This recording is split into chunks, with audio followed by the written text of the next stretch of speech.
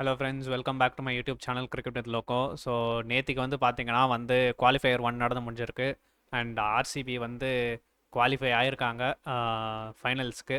So இந்த மேட்ச்சில் என்ன நடந்ததுன்னு பார்க்கலாம். குவாலிஃபயர் ஒனில் எப்படி ஜெயிச்சாங்க, என்னென்ன பாசிட்டிவ்ஸ்லாம் கொண்டு போகிறாங்க ஃபைனலுக்கு, அண்டு என்ன ஸ்ட்ராட்டஜி யூஸ் பண்ணியிருக்காங்க அப்படின்றத பற்றி பார்த்துடலாம். ஸோ ஃபர்ஸ்ட் இன்னைக்கு ஆர்சிபிக்கு ஒரு பெரிய ப்ளஸ்ஸாக இருந்தது ஜாஷ் ஹேசல்வுட் அகைன் டீமுக்கு வந்தது தான். ஸோ அவர் பயங்கரமான ஒரு கம்பேக்கு. அண்டு நீங்கள் ஆர்சிபியோட பாசிட்டிவ்ஸ்ன்னு சொல்கிறத விட பஞ்சாபோட நெகட்டிவ்ஸ் தான் எனக்கு ரொம்ப அதிகமாக இருந்திருக்குன்னு நான் சொல்லுவேன். ஏன்னா அவங்க பேட்டிங் வைஸாக கொஞ்சம் சரியாகவே பர்ஃபார்ம் பண்ணல.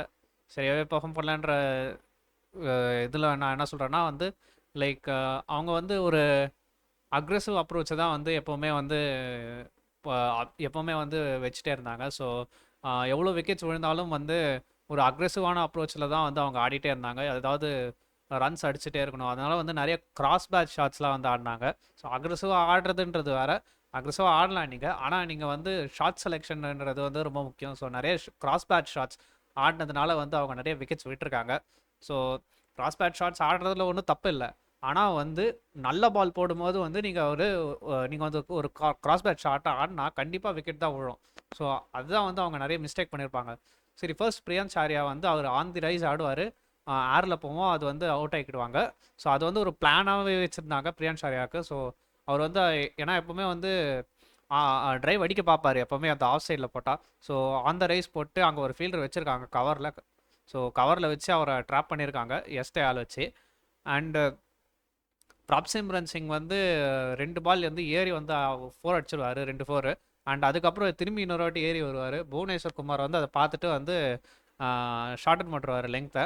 ஸோ அதுதான் எனக்கு. அண்ட் பிரப்சிம்ரன் சிங்கும் பார்த்தீங்கன்னா அந்த கிராஸ் பேட்டட் ஷாட்டுக்கு தான் போவார். ஸோ அதனால தான் அவருக்கு எட்ஜு வாங்கி கீப்பர் கிட்ட கொடுத்துருவாரு. அண்டு இவரும் அதே தான், ஜாஷ் இங்கிலீஷும் அதே தான். ஹேசல்வுட் மாதிரி ஒரு போலர் கிட்ட அவர் அடிச்சிடுவார். ஆனால் அது டைமிங் சரியாக வராது. ஸோ ஒரு அக்ரெசிவ் ஷாட் ஆட போய் அவரும் அவுட் ஆகிடுவார். அண்டு ஸ்ரேயாஸ் ஐயரும் அதே தான், ஒரு கிராஸ் பேட்டட் ஷாட்டு எஜ்ஜு அங்கே அவுட் ஆகிடுவார். அண்டு நெஹல் வதேரும் அதே தான். ஸோ ஆக்சுவலாக நெஹல் வதேராவுக்கு ஒரு நல்ல பாலுன்னு தான் சொல்லுவேன். ஆனால் மார்க்கஸ் ஸ்டாய்னிஸ், சஷாங்க் சிங்கு எல்லாருமே கொஞ்சம் அந்த கிராஸ் பேட்டட் ஷாட்ஸ்லாம் ஆடி தான் அவுட் ஆனாங்க. ஸோ அதெல்லாம் கொஞ்சம் தவிர்த்துருக்கணுமோன்னு தோணுது பஞ்சாப் கிங்ஸ் சைட்லேருந்து. ஸோ அதுதான் அவங்களோட இன்னிங்ஸு. ஸோ அவங்க ஒரு அக்ரெசிவான அப்ரோச்சையே வச்சு ஆடினதுனால அவங்க டக்குன்னு விக்கெட் விட்டுட்டே இருந்தாங்க. நீங்களே பார்க்குறீங்க, ஸ்டாய்னஸ் 150 ஸ்ட்ரைக் ரேட்டில் ஆடி இருக்காரு, despite losing the 4 wickets or 5 wickets. So அதுதான் ஹைலைட்டாக இருந்திருக்கு. அவங்க எப்போவுமே அந்த அக்ரெசிவ் ரூட் தான் எடுத்திருக்காங்க. அண்ட் உமர் ஜாய் கூட பார்க்குறீங்க, 150 ஸ்ட்ரைக் ரேட்டில் ஆடி இருக்காரு.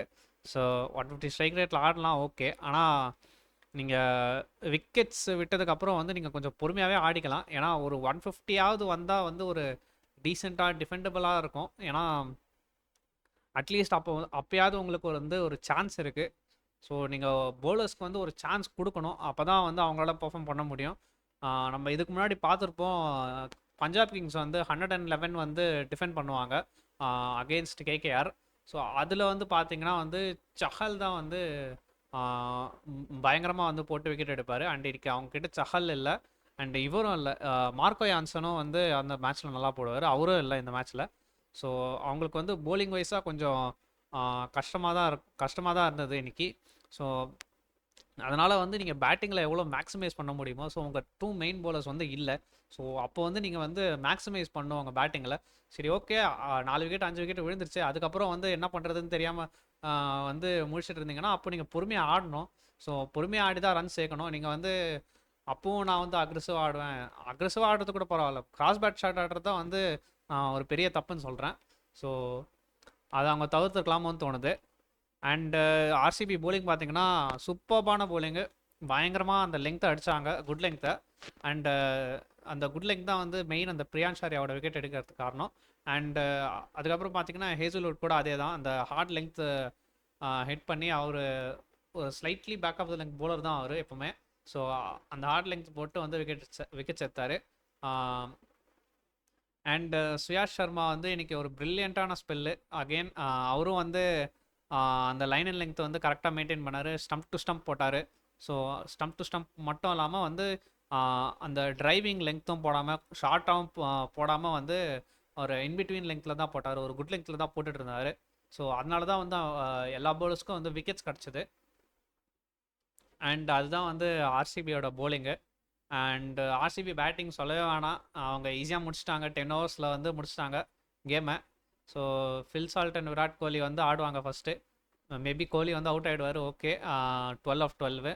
ஆனால் அதுக்கப்புறம் பார்த்தீங்கன்னா Mayank Agarwal 19/13, Patidar 15/8 and Phil Salt வந்து 56/27. ஸோ ஃபில் சால்ட் தான் வந்து பல்க் ஆஃப் த ஸ்கோரிங் பண்ணியிருக்காரு. அண்டு 101 சேஸ் பண்ணும்போது வந்து அவங்களுக்கு அவ்வளோ ப்ரெஷரும் இருக்காது. ஸோ ஈஸியாக சேஸ் பண்ணி முடிச்சிடுவாங்க. ஸோ அண்டு அவ்வளோதான் இன்னைக்கு கேமு. ஸோ இப்போ ஆர்சிபி வந்து ஃபைனலுக்கு போயிருக்காங்க. ஸோ அவங்களோட 4th ஃபைனலு இது.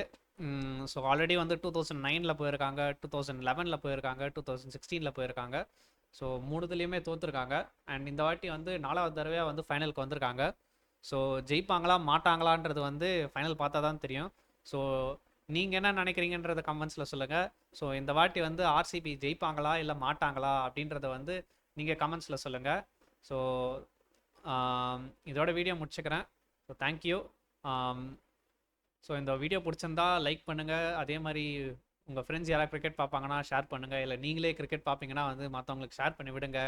அண்டு மறக்காமல் சேனலை சப்ஸ்கிரைப் பண்ணுங்கள். அப்போ தான் டெய்லி போஸ்ட் பண்ணுற வீடியோஸ் வந்து உங்களுக்கு வரும். ஸோ தேங்க்யூ, பாய்.